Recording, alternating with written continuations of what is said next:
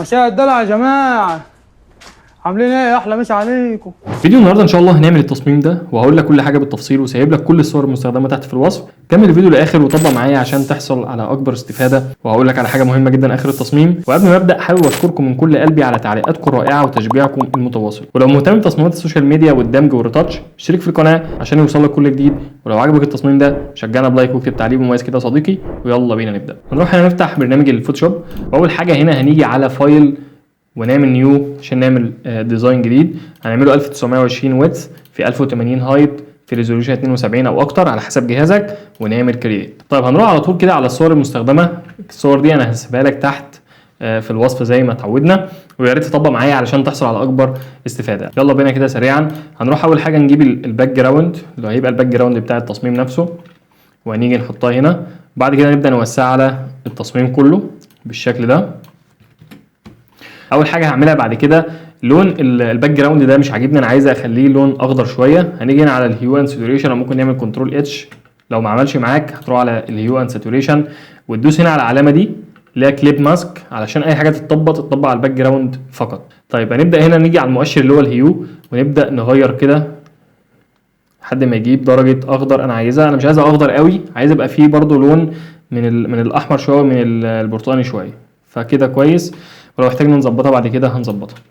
طيب تعالى نعمل هنا كنترول جي كده وننظم الشغل، يبقى ده الاتنين كده مع بعض، ده الباك جراوند. تاني حاجه هنروح نجيبها على طول، هنجيب المنتج بتاعنا. احنا هنعمل الاتنين دول. تعال نجيب الكبير ده الاول. زي ما اتعودنا احنا بنعمل التصميم وبنحط كل العناصر اللي موجوده في التصميم، وبعد كده ببدا اعمل ريتاتش وتوزيعات الاضاءه والظل زي ما اتعودنا في كل تصميم. حطينا هنا المنتج. طيب تاني حاجه هروح اجيبها على طول، هنجيب المنتج التاني، هاجي احطه هنا قدامه. خلينا نطلع ده فوق، نحطه كده قدامه بالشكل ده. بعد كده هنروح نجيب الزيتون وهنصغرها كده. بتصغر بايه؟ بتصغر بالالت والشيفت علشان يحافظ على الابعاد. لو سبت الشيفت هيبوظ ابعاد خالص، فتعمل كده كنترول زد وتصغر بالت وشيفت، وهتيجي تحط الزيتون هنا كده. بعد كده هنروح هنا هنجيب الفلفل، نحول اللاير دي لراسترايز. بعد كده هنيجي نجيب هنا الماجيك واند تول وهنعلم هنا على اللون الابيض، وبعدين نقول له ديليت. نعلم هنا على اللون الابيض هنا ونقول له ديليت ديليت، وبعدين كنترول دي علشان اشيل السلكشن. طيب بعد كده هعمل ايه؟ هجيب هنا اللاسو تول واخد كل فلفله كده في حته لوحدها او في لاير لوحدها. هنعمل هنا لاير فيها كات كده، كل واحده جت في لاير منفصله. طيب اجيب الاولى دي واصغرها واحطها قدام الكيس هنا، والتاني نفس الموضوع احطها هنا. اخلي التانية دي هي اللي ناحية ورا بالشكل ده كده. طيب تاني حاجة هعمل او الحاجة اللي بعد كده هبدأ اعمل مصدر الضوء. بقى ركز معايا هنا في الجزئية دي لان الجزئية دي مهمة جدا ويعتبر من اهم الاشياء في التصميم يعني. طيب هبدأ اجي اعمل ايه؟ احنا مش هنعمل الاضاءة زي كل مرة، لان المرة دي هنظبطها اكتر من كل مرة. هنجيب اللاير بتاعتنا دي وهنخليها هنا سكرين علشان اشيل اللون الاسود واكبرها، سوري، واكبر كده واخلي بس الاشعه هي اللي ظاهره معايا بالشكل ده كده. طيب الحاجه اللي بعد كده هبدا اجيب الاسترايك ده، وده برضو عامل زي بدي ايحاء الشمس على طول او اللمعه بتاع الشمس. هخليها هنا سكرين واخليها فليب هوريزونتال عشان اخلي اللمعه في الاتجاه ده، وابدا اكبر كده. انا عايز بس اللمعه بتاع الشمس دي هي اللي تبقى ظاهره بالشكل ده كده. طيب لو نيجي على اللاير دي ممكن نقلل الاوباستي بتاعتها شويه صغيره. طيب ايه الحاجه اللي بعد كده هجيبها؟ هنجيب اخر حاجه اللي هي الاشعه دي بالشكل ده كده، ونكبر ونميلها هنا شويه ونحطها في نفس الاتجاه وهنكبر اكتر. وبعد كده دبل كليك شمال هنا على اللاير عشان نغير اللون بتاعها. هنيجي على كولر اوفرلاي ونخلي هنا اللون الابيض، نجيب اللون الاحمر ده اللي هو لون الشمس اللي هو لون العسلي يعني. بص بقى هنيجي على التلاتة اللي احنا حطيناهم وهنعمل كنترول اي، وبعدين نيجي نختار سكرين تاني. تمام كده هيظهر معاك بالشكل الجامد اوي ده. طيب هل هزود حاجة تاني؟ هتزود بقى تريكاية اكتر عن كده علشان تخلي الاشعه دي متغلغله اكتر جوه الغابه وتبان انها حقيقيه اكتر. طيب هعمل كده ازاي؟ ركز بقى معايا في الخطوه اللي جايه دي. هتعمل دبل كليك شمال على اللاير، وبالاتنين المؤشر ده اسمها البلند اف. البلند اف مكونه من مؤشرين، المؤشر اللي فوق هو بيتحكم في اللاير بتاعتي اللي انا بعمل لها بلند اف، اي لعب فيها بيتحكم في اللاير بتاعتي اللي فوق. بمعنى اصح لو هاجي على الابيض انا ممكن اشرح لها حلقه، لان البلند اف مهمه جدا، فلو انت عايز الحلقه دي يا ريت تقول لي تحت في كومنت وانا ممكن اشرح لك او افرد لك حلقه للبلند اف ده لوحدها. ولكن سريعا، المؤشر اللي فوق هو خاص باللاير بتاعنا، ده اللون الابيض. لو قللت اللون الابيض بيبدا يسحب اللون الابيض من اللاير بتاعتنا لحد ما تختفي خالص، تمام. ولو سحبت من اللون الاسود بيبدا يشيل اللون الاسود زي ما انت شايف كده لحد ما يسحب خالص. طيب لو تبص على كل مؤشر من ده هو عباره عن 2 مؤشر لازقين في بعض بيتحركوا مع بعض. طب لو عايز افصلهم، عشان انت شايف كده لو انا جيت اشد بلاقي التأثير شارب قوي، بيبدأ يسحب قوي. طب لو عايز اخلي التأثير بيكون قليل شوية، هاجي بألت وادوس على المؤشر ده بيبدأ يقسمه 2. لو وديت اللي على اليمين ده شوية وديت اللي على الشمال ده شوية بيبدأ يخلي التأثير اكتر نعومة زي ما انت شايف كده. طيب ابدأ انا الزقهم تاني مع بعض، واللون الاسود نفس الموضوع. المؤشر التاني هو اللي بيلخبط، كل الناس، ولكن ان شاء الله هتفهمه. طب المؤشر اللي تحت ده عندي برضو لون ابيض يمين ولون اسود شمال. هل لو سحبت الابيض كده هل هو كده هيشيل الابيض اللي موجود في اللاير بتاعتي اللي هي بتاعت الشمس؟ اقول لك لا. امال هيعمل ايه؟ هو هيشيل وهيعمل ازاله في الاجزاء بتاع اللاير اللي في الشمس اللي تحتها لون ابيض. بمعنى اصح هو هيحكم على اللاير بتاعتي من كل اللايرز اللي موجوده تحتها. انا ايه اللايرز اللي موجوده تحت الشمس؟ هي الباك جراوند. لو في حتت منوره ابيض في الباك جراوند وبعدين جيت سحبت المؤشر الابيض يعني قللت الابيض، فهيبدا يمسح من اشعه الشمس ده الجزء اللي تحته ابيض زي ما انت شايف كده. كل الحتت اللي منوره تحت في الباك جراوند هيبدا يمسح اللاير بتاعتي. طب والاسود هو هيبدا يمسح من لاير الشمس كل المناطق السوداء اللي موجوده في الباك جراوند زي ما انت شايف كده. بص اهو. انا اعتقد كده بالتجربه دي انت فهمت انا عايز اعمل ايه. كل اللي انا عايز اعمله ان انا عايز اعمل تداخل ما بين اشعه الشمس والاشجار والغابه والاجزاء اللي تحت دي. هبدا اعمل ايه هنا؟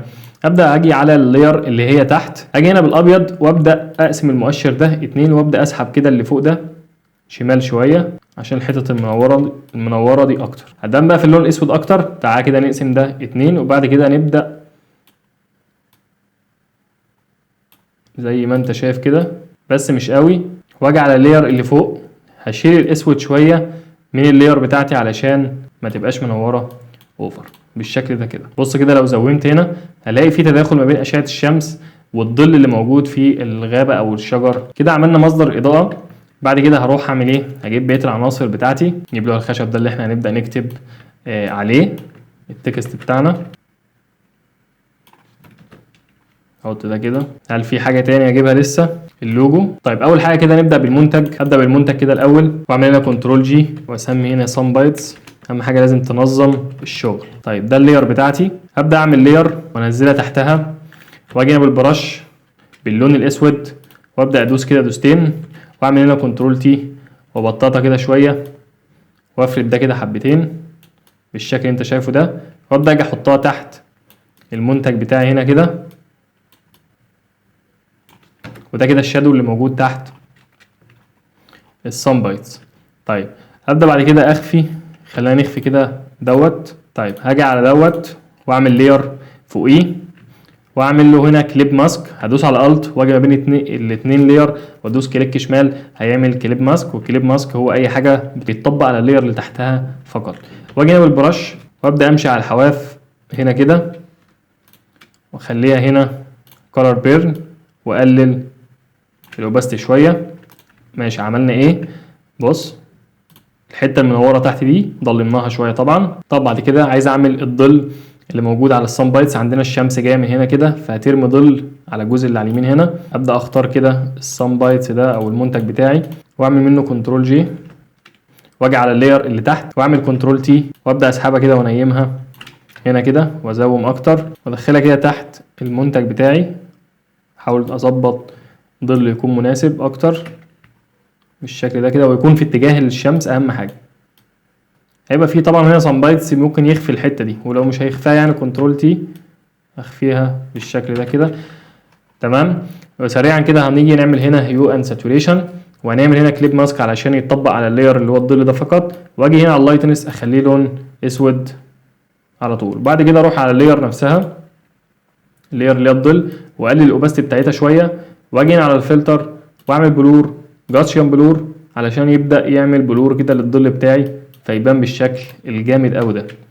كده عملت ظل نتيجة الشمس. اللي هنعمله هنا هنعمله نقفل بقى الجروب ده، نعمله على المنتج ده برضو. بعد كده هنيجي نقف هنا ونعمل لاير نخليها تحت المنتج نفسه، ده المنتج اهوت، هنعمل لاير تحته برضو، هنعمل نفس الموضوع، هنعمل شادو تحت المنتج الاول واقلل الاوباستي بتاعته شويه. بعد كده اروح هنا واعمل هنا نيو لاير علشان ابدا اعمل ظل كده فوقيه، واعمل هنا كليب ماسك تاني علشان اي ظل يحصل هنا بس. وبعدين هنا كولر بيرن واقلل الاوباستي شويه يحصل بالشكل الواقعي قوي ده.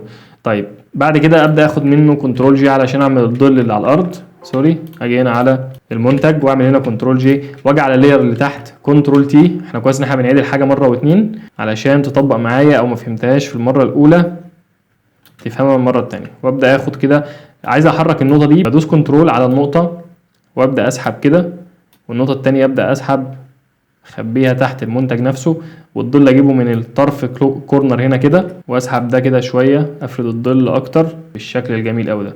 بعد كده هعمل هيو اند ساتوريشن واعمل هنا كليب ماسك واخلي اللايتنس على الاخر شمال.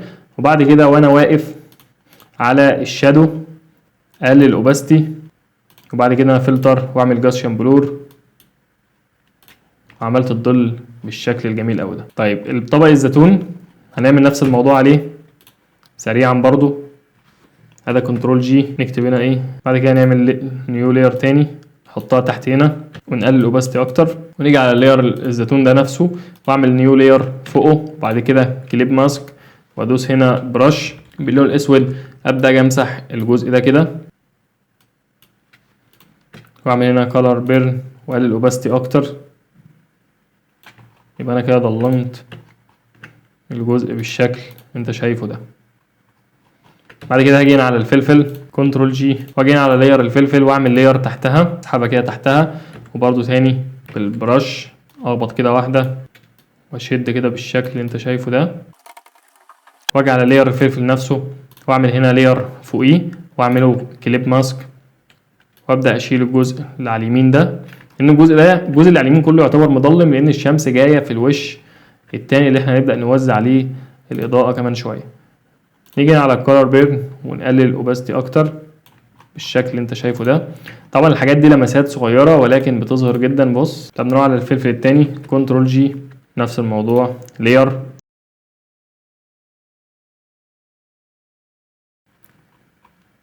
بعد كده هنيجي على الخشب ده هنبدا نعمل هنا كنترول جي ونسميه هنا خشب، ونيجي هنا على اللاير هنعمل عليها كذا حاجه. خلينا نعمل هنا فوق ظل الاول وهنعمل هنا كليب ماسك كده، ونيجي على الجزء اللي على اليمين ده ونختار بالالت، ندوس الت كده وندوس نختار اللون ده وناخد اللون ده نغمقه اكتر علشان نعمل الظل، بلاش نعمله باللون الاسود. ونيجي هنا نخليه بلاش سكرين، نجيبه اي حاجه غامقه، ممكن نخليه اوفرلاي ونقلل الاوباستي اكتر والفيل اكتر سنه تديك حاجه بالشكل اللي انت شايفه ده. بعد كده نعمل لاير هنا تانية للاضاءه. الاضاءه هنعمل ايه؟ هنيجي نختار برضو بالالت نختار اللون ده، بس هنيجي نفتحه اكتر ونيجي ندوس هنا كده ونخليه هنا سكرين او لايتن، ماشي خليه سكرين، ونقلل الاوباستي ونقلل الفيل اكتر. ده النتيجه النهائيه. طيب الحاجه التانية اللي انا عايز اعملها، هنيجي هنا على اللاير بتاعتنا ونخليها راسترايز لاير، وبعد ما عملتها راسترايز لاير هاجي هنا باللاسو تول واخد الجزء اللي تحت ده اعلم عليه كده وادوس كليك يمين واخليه لاير فيا كات وانزله هو اللي تحت، واخلي اللاير دي اللي فوق. هتلاقي الاتنين لاير اللي فوق ما بقوش كليب ماسك، ارجعه التاني لكليب ماسك. ماشي، كل اللي انا عملته انا خدت الجزء ده لوحده. طيب الجزء ده لوحده هنعمل بيه ايه؟ هنعمل فيه نفس الحركه اللي عملناها للشمس، دبل كليك شمال وهنبدا نسحب هنا شويه كده من اللون الاسود، بس نخليها بالالت، نبدا نسحب اكتر عشان نبين الزرع اللي تحت، فيبان ان هم متداخلين، يبان ان هم متداخلين اكتر. دي بس يعني ايه حاجه سريعا تقدر تحل بقى الموضوع وما تكونش باينه او ما تكونش فيك، باينه هي ايه انها تمام وزي الفل. طبعا هي لها طرق تانية ولكن مش عايزين نطول الحلقه اكتر، هنبقى اعرفها لك في حاجات تانية في تصميمات تانية ممكن تقابلنا. هنيجي فوق خالص او قبل اللوجو على طول هنعمل هنا نيو لاير، ونيجي بالجريدينت تول ونجيب هنا اللون الاسود ونبدا نشد كده شويه، كنترول تي وابدا اسحبها كده ايه اكتر. طب انا عملت كده ليه؟ عشان الاضاءه جايه لي هنا من ناحيه الشمال، فانا عايز اضلم الجزء اللي على اليمين واضلم الجزء اللي هو الكورنر دي اكتر. يعني بص عمل ايه، يعني يبدا ايحاء التصميم او عمق التصميم اكتر. يعني ممكن اعمل برضو نيو لاير تاني وابدا اسحب الجزء اللي على اليمين ده او الجزء اللي هو تحت هنا سنه صغيره بس كده، مش زي الجزء اللي على اليمين. طيب اخر حاجه خالص الكتابه بقى، خلينا نعمل هنا التكست، نكتب هنا مخبوز. طيب كتبنا هنا مخبوز، نبدأ كده نشدها ونكبر اكتر. تمام. عايزها تندمج اكتر مع الخشب، برضو هنعمل نفس الموضوع. انا بديك حاجة واحدة اهيت اللي هي البلند اف عشان تبدأ تلعب فيها اكتر وتبدأ تفهمها، ولو برضو لو ما فهمتهاش قول لي وانا اعمل لك حلقة خاصة بالبلند اف لانها مهمة جدا. ابدأ برضو هنا اجيب اللون الاسود وابدأ اسحب كده جزء من ناحية الشمال. انا عايز اعمل ايه؟ عايز الكتابة تبدأ تتداخل مع اللير او مع لير الخشب بالشكل اللي انت شايفه ده.